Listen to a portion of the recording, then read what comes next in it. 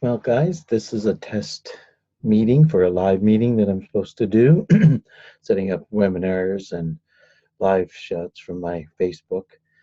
I've spent decades trying to be anonymous. It's been not because I wanted to hide from anybody, it's just I wanted to be left alone.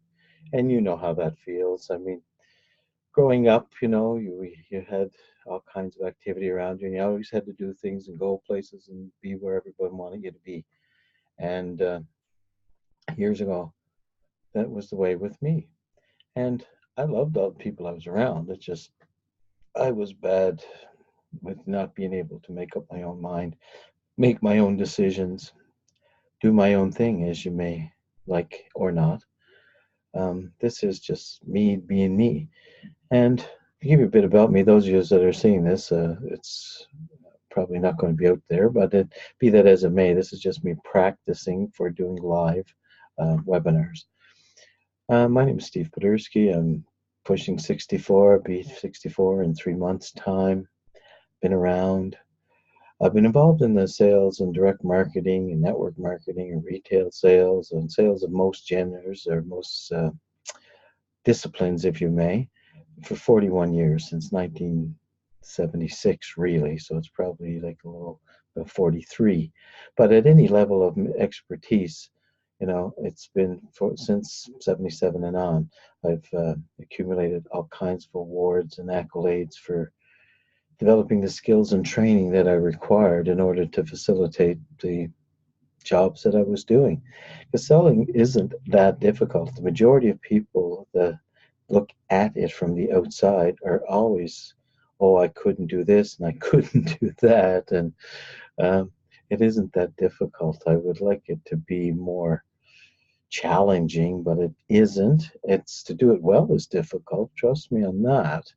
And the reason being, some people are always trying to push, pedal, or influence people to do things they personally don't believe in, which is very difficult because, as a good friend of mine who is extremely successful said, and I won't give him any credit at this point in time, so you don't illuminate who I'm speaking of, because many of you who see this will know that person. And he said, if you are not believing in what you're selling, you're lying to people. And I took that to heart a long time ago. I've always been found it hard to try to purvey information about something I don't believe in. And I've worked in industries and with companies that wanted me to tell people that something was something that it wasn't, and I never could do it. It was very challenging for me. You know what's even harder is to get people to believe in themselves. I mean, of all the things that I found challenging in the work world, if you may, was people believing in themselves. And I don't understand that. Like most of the people that are around them believe in them. I mean, I have friends, family members, loved ones that say, wow, I know you're capable. I wish I could do what you could do. And people say this to me regularly, and I'm at awe with that because if only they knew how insecure some people feel. And I'm one of them. I'm no different than anybody else. See, I summed it up years ago when I looked around. I was born in a small mining town in Nova Scotia, Cape Breton to be exact, and population 10,000 people. My grandfather was a miner, his father was a miner, my uncles, my father was a miner. Unfortunately, he was killed in a mine accident when he was 21. And chances are I would have been a miner too. Just the way it would have went, because we become like the people in our generational climate. It's rare that we break out unless there's some mitigating circumstances. And unfortunately, my dad passed at an early age and didn't have a chance to live a life of fullness. So he was only 21, and I was two and a half. I'd actually had a brother who was 3 months old. 3 months before him had died of crib death, or sudden death syndrome, as they call it today. And so my mother, who was probably 20 or under 20, I would say, um, I'm sure that was very challenging times for her. And thank God there was a good guy in her life. His name was Ed McCarthy, and they married a couple of years thereof later. And You know, I was actually left to live with my grandparents. I'm sure I wasn't left. I don't want to put it that way, but circumstances being what they were, I'm sure at the time it seemed like the best thing.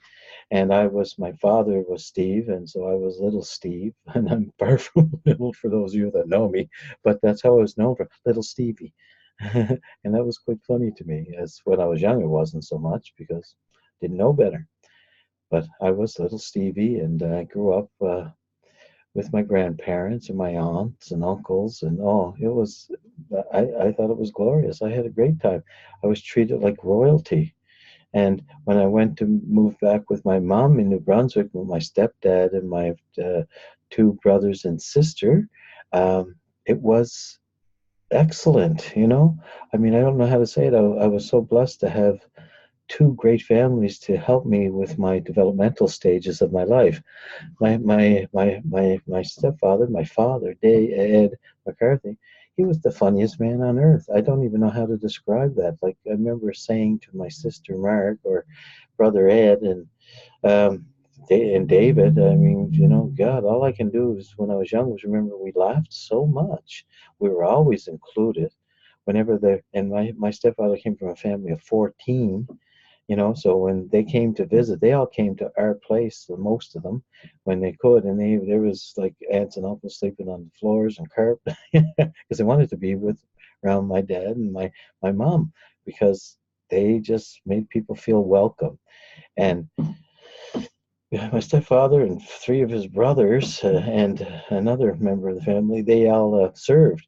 They were the four brothers served in the military. Two brothers were in the RCEs, Royal Canadian Engineers. One brother was in the Princess Patricias, and those are the guys that jumped out of helicopters. They're pretty serious guys. And the other guy was infantry. First was Black Watch, and then it was the Van Deus, which was once they disbanded back in, God, it could have been the 60s, early 70s, probably the 60s that I recall. And so but I grew up around people that always wanted to be around my family members. And there's a reason why people attract people. It's because of their attitude and their openness. And my father, stepfather, whatever you want to call him, I call him dad because he treated me as his. And that's the thing I said to him when he was passing. You know, like, and you could have behaved any way towards me, and you treated me like I was yours, and I'll never forget that. And I appreciate it and love you for it. And I won't get into the other conversation we had because he was only 58 when he died. And when I talk to people today, and I talk to a lot of people because of the type of work I'm into, I said the saddest things I've ever heard from people I wish I had of. I wish I did this. And Dad said that to me. He said, "You know, it's so fast. It's so fast, Steve." I said, "Yeah, I know, Dad." He said, "You know, I was going to put that fishing camp." He loved to go fishing, him and his brothers, and up in this Kilkenny Lake. It was an area around the Cabot Trail, but they just loved the fish because, again, it was camaraderie, and they did these things. These were the things that they loved to do. And he liked to work, and he was an entrepreneur. Like, he was in the military, but he had a bicycle business, and he manufactured and fixed bicycles from the basement. Then he grew into a business that he fixed bicycles and bought bicycles and sold bicycles as people were transient and going back and forth to the military bases. He saw an opportunity and he seized it. And then he expanded into the recycling business when he was I'd be in my 30s, 35, 36. So it was a few years before he died. He just saw a vision that people were going to be bringing back their bottles and stuff and, you know, beer bottles and cans, et cetera, et cetera. And the government of New Brunswick was putting in place a basic recycling fee on everything, and someone had to take them in and have them placed and bring them into those facilities that needed to bring them to another facility to be paid upon them. And Dad just had a vision of it and went on, started building it, and started building sheds and shacks and forklifts, and, you know, just the family helped every way they could.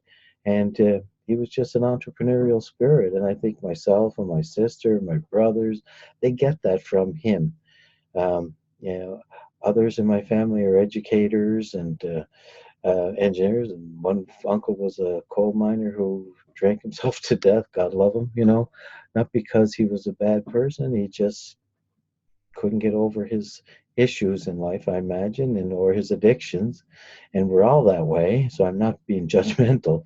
And he only died at 43. My grandmother died at 49. My grandmother father died at 61, and my aunt who just passed, who was so important in my life, she just passed at 72. She's like an older sister, and but you know, I started this conversation on a positive note, and it is positive because I, you know, life isn't always to the privileged, okay? And I certainly wasn't privileged, but I was privileged to be around people of character, people of understanding that human dynamics are more important than the stuff that they have, not that stuff is wrong. I like stuff. Everybody likes stuff, you know? And we all think that if we had enough money that, you know, all our problems would go away. It's not. It's how you deal with your issues that's important. What has this got to do with building a type of any type of business? Well, I'm here to tell you it has everything, the type of person you are. If you're a person who avoids work, it's not for you. Being self-disciplined and doing work for yourself is not a characteristic of an entrepreneur. You know, they have to be able to be very disciplined, to set priorities for themselves and their own specific goals for how they want to build and develop their business, whatever it may be. At the 41-year experience level, I've done that myself. I've built organizations of networks across international, the world basically, of 30 to 40,000 people. Not monstrous compared to some of my friends who have done 400,000 or more, but certainly an achievement. Did I do it on my own? No. Did I do it with the newest technologies that are available? At that time, but that was 30 years ago. It was called a phone, and it was called, you know, a vehicle, and you drove. We didn't have the forms that we're using here today, but automation is amazing. It's enabled people to reach out all over the world. And now all the information from everybody is available to you to help you if this is something that you desire. I'm not here to suggest you desire it. I just want you to know that I'm going to be doing a bunch of live presentations um, on how to build a business in this society at this time in life online. I've taken the last year and a half or so to learn how to do that. I've looked at various opportunities and have found one, but I'm not going to get into which one that is. That's not what I'm here for. All this information I'm going to give you is free. It will cost you nothing but some of your time for those of you that want to learn. That's one thing about this. People that are successful in sales or in this type of venue, they don't mind to share. Some want to make a buck on it, and that's nothing wrong with that. That's because information can be expensive and also can be free and accessible for those that look. So if you're looking, you'll find this, or if someone likes you enough, they'll share it with you and you'll find this. And if you see something in me that attracts you to the information I'm going to give you, this is attraction marketing 101. I mean, this is about people helping people. And that's a very unique concept today.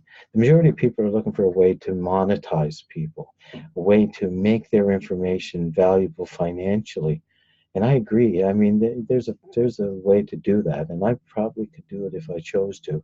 I'm going to do this for free for you. I use it for developing the network marketing businesses I personally have. I've done it for the sales businesses that I've been a part of in a, you know, ownership for capacity or a proprietary capacity or a employee capacity. I've done tens of millions of dollars worth of business in various businesses, and I won't get into the results, but I've been an award-winning person. There's plaques on my walls, which I've replaced with pictures of my grandchildren and my daughter, who you see behind me, and my mother, who's over here. There she is, that beautiful girl there, and her twin sister, my twin sister aunt, Etta. Okay, so I've been blessed with this as my riches right here. This is my riches. I mean, there's homes and cars people show and can show you. The value has been that I have these people in my life. And do I deserve them? Yeah, probably not. You know, who deserves anything today? But I'm so glad that they have been part of my life. And this is my test live.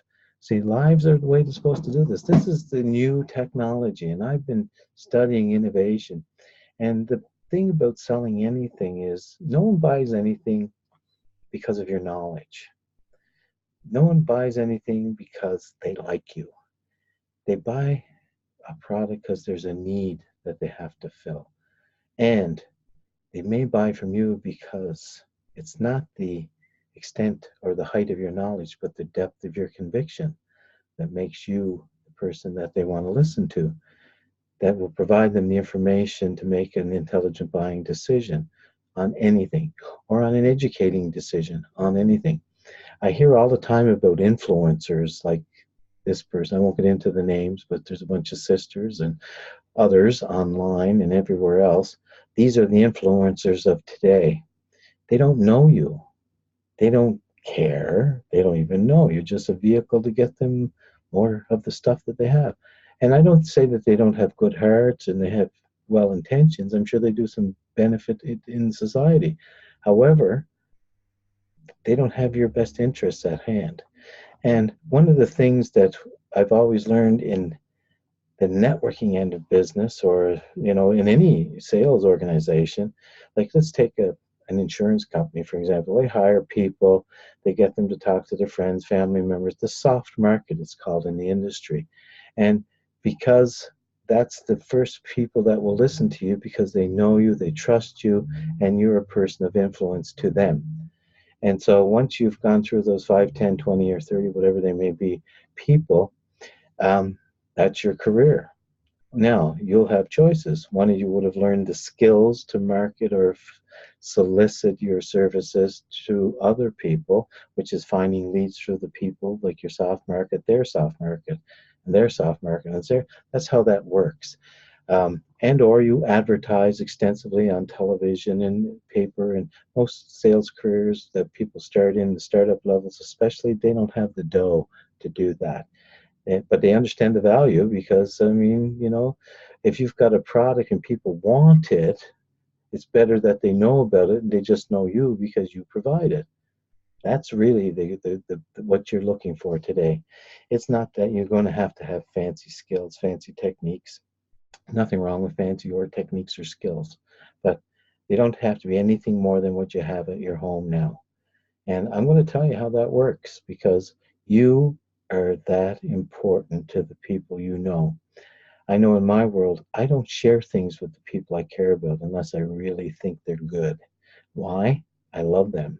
I don't need to make 10 bucks or 20 bucks or whatever it may be, profit from them. I can profit from general public. And one of the things that this word of mouth advertising works is, like, my best friend will call me, hey, Steve, like there's a prime rib roast on sale over at such and such a store, and it's on for $4.99 a pound, and it's only on for 3 days. Thought you'd know because I know you like the stuff.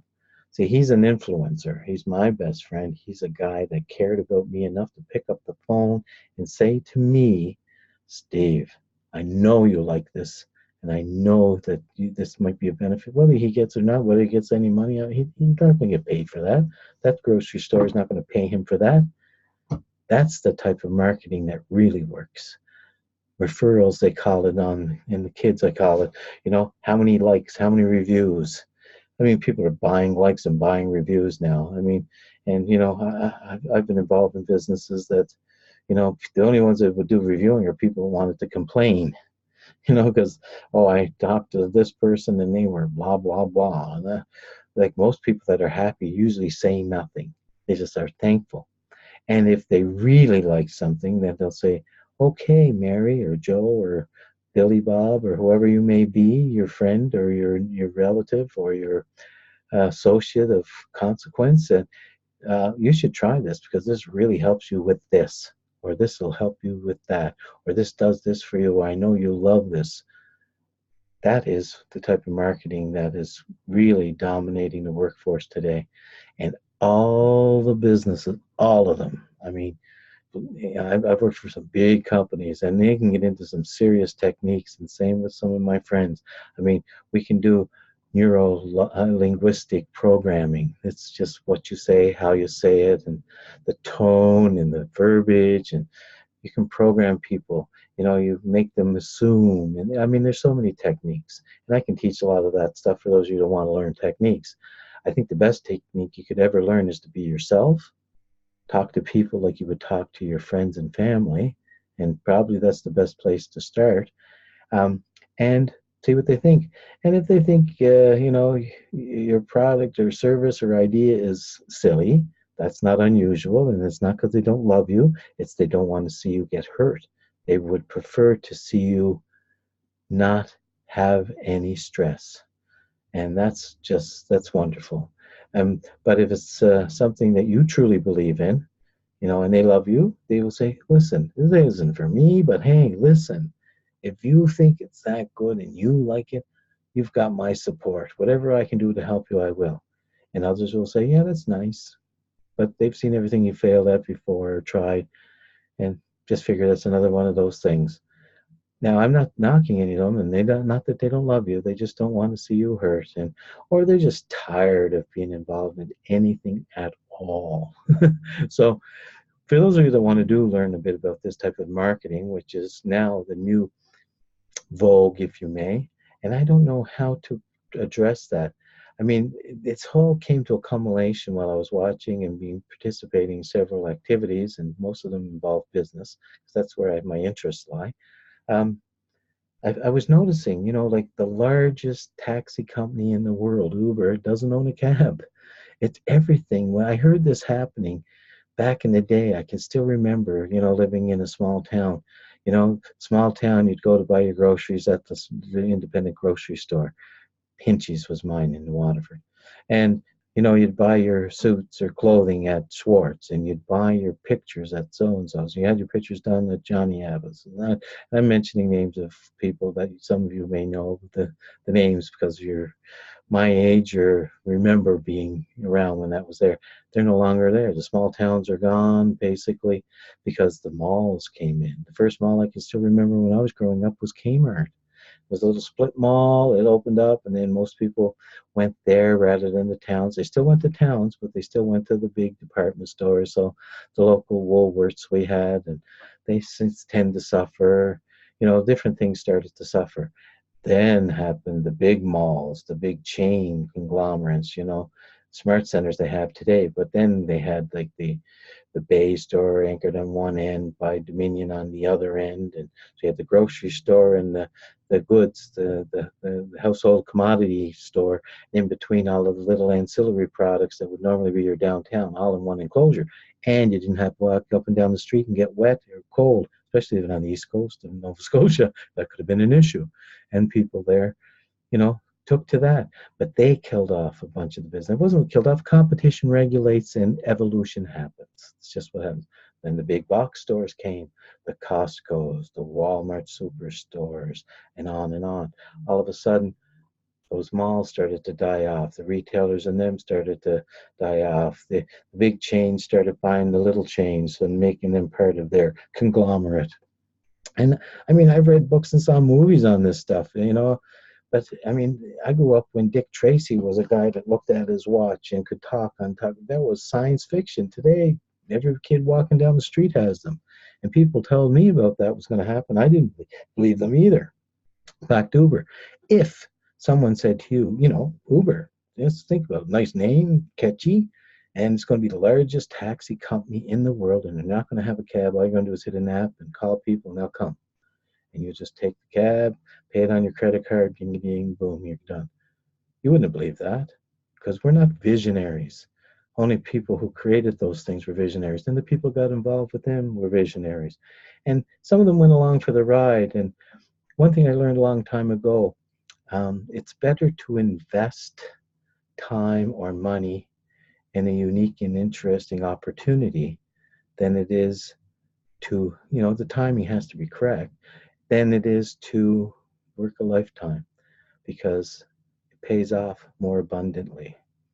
I know it's very sad, but working hard, the harder, if you ever notice, the harder people work, the less they make.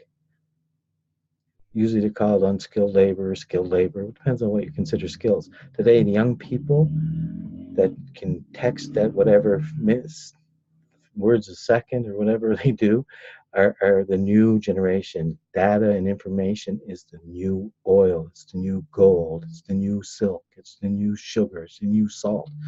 Every one of these industries actually were part of the currency trade at one point in time in the history of man. Information is critical. Distribution in this world is critical. Why do you think companies like Amazon are building such massive empires, and AliExpress, the largest retailer in the world, doesn't own a retail store, doesn't have retail property? I mean, I can go on and on about that stuff. When you look at all of these people, Airbnb, the largest hotellery in the world, doesn't own a property, yet it is the largest, accommodation provider on earth. Like, who thought years ago that everybody would be able to have a computer in their hand and be able to order a pizza and be able to sit at home and be there before the pizza got there, or track it as it's coming so that you know what time it's amazing, the technology and information and analyticals. And those that have seen this and those that understand it, they're looking at ways now to eliminate a lot of the work that's going on. Robots are now getting rid of the car manufacturers. People that work on assembly lines, robots are taking over. And a lot of people think it's this group of people or that group of people that's taking over. No, it's automation. Automation is changing everything. And even in my industry, which is the sales industry, we're just nothing more than purveyors of information. The really good salespeople just purvey information honestly and with integrity. And having a wealth of knowledge is irrelevant anymore when people can just Google it and make intelligent decisions. So what I've been looking at was different ways to capitalize my knowledge and use it to help others to get involved in this automated society we're about to take on. And I'm hoping friends and family members of mine will do it. Whether they do or don't, that's entirely up to them. But I definitely know that this is a time who's come. This is an idea whose turn it is this time around. Automation is it. Right now, just seeing what's going on in the world and seeing what's going on in the activities that I participate in, there's developing businesses growing so rapidly just through word of mouth, word of mouth, word of mouth. And it's seamless worldwide. And I can give you a little bit more information on this when I do the webinar. It'll be how to get started, what to look for, what you need to do. And it always comes down to doing some work. If you have work habits, if you're prepared to invest time in yourself or money in yourself or both if you can, then that'll expedite your ability to be financially independent. Like a person who bought a house in Toronto 20 years ago downtown for 200 grand made $1 million off it, million plus. Were they the smartest people on earth? No. It was just an investment at the right time, paid off more than a lifetime of earnings. Because the average Canadian makes 1.4 million, $1.6 million in a lifetime in 40 years. It's pretty sad when you see them emulating athletes who make more than that in a 3-month period. And I'm not knocking those people. They get paid for what they bring, what they're worth to whoever. Like nothing more than a negotiation in most things. You're only getting paid what you're worth. And if you're not being paid enough, you may want to listen to what I'm about to say in my webinar. And if you're being paid too much, you may not think that it's worth listening to. And if you want to be paid what you're worth and you'd like to have some of these freedoms and financial freedoms, you may want to listen in. Anyway, I just want to do this as a test, see how it worked out. It was off the cuff, no notes. Webinars will be a little more different, where I will give you specific training on how to do things properly for you and your family. And if you liked what you saw, I'd advise you to, stay tuned and do the live. If I can record it, I am attempting to do that. I will, and I will send it off to people who want it. And for those of you who know how to get a hold of me, get a hold of me. For those of you who are sharing this with friends and they want to know when this is going to occur, I'm thinking of Tuesday, but I'll get a time in that when I'm ready and available. It's all up to the beautiful thing about this type of work is it's up to you. And that's just so fantastic. And when you look at behind me, this is why I work, not just to have stuff, because I'm not looking to have a legacy or, I don't, but my daughter is such a good and independent woman. I mean, she works for a living. She's a teacher. She's an author, authored 9 books. She has 4 children, a husband, and a house to run. And she's organized, works very hard, enjoys life. I couldn't be more proud of her. And those grandchildren and my mom, 83 years old, one of the best bowlers in the Maritimes. And I'm telling you, people get quite surprised when they have to go up against my mother. She looks like this little old lady who couldn't throw a ball straight, let alone strikes on a regular basis. And I'm just putting a little plug in there for her because I love her. And Etta is her. They're, identical twins are just so unique. I've spent my whole lifetime seeing these two, and when they're together, it's like they're whole. And they're both positive influencers, positive people. With Etta has many children, like 5, 4, 5. I can't remember right off the top of my head. I can name them if I have to, and grandchildren, There's so many great grandchildren and grandchildren, and my mother and her when they get together and their families. Oh my God, it's just a sight to behold. And that is bliss, and that is happiness. And it's not about opulence. It's not about any of that stuff. It's just doing the things you want to do with the people you like to do it with and being able to afford to do it. Love you all. I hope this works. Steve Podursky signing off. And I hope I can figure out how to record this and send it out. And if not, I'll be doing a live presentation on Facebook through Zoom. I'm just tying up the loose ends how to do it properly. And I know I'm supposed to be more animated. It's hard for me. I'm just being myself because I know I can deliver better. I can get this into a character situation if I wanted to. But this is going out to the people that know me. They know me like this. This is the way I am. Have I done well in sales? Yes, I have. Has others people done way more better than me? Absolutely. Has people done less than me? Absolutely. Would people like to know the stuff I do? I'll guarantee it. And am I prepared to give it to you for free? You know it. I hope it helps those of you that want to help yourself. For those that don't want to help themselves, there's nothing I can do for you. Keep buying lottery tickets. That's all I can say. I buy them myself. Take care. Bye-bye.